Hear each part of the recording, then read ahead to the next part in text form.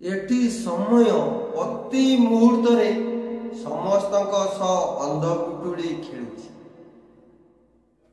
केबे समय भितरे निजको छंदी दियंतु, देखिबे समय खूब आपणार लागिब।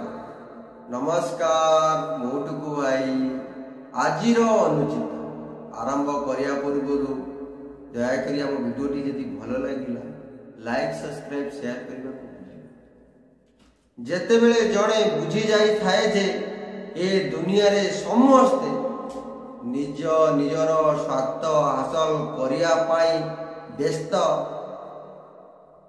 सेते बेले ठारो ही से एका जीवा आरंभ कर।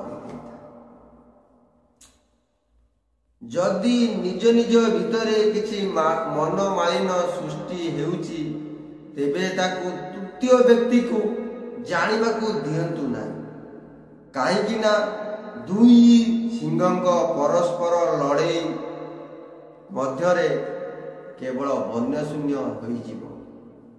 फायदा वन्यर जीवन रे अन्य मानकु कम आउ निजको अधिक समय देवा उचित।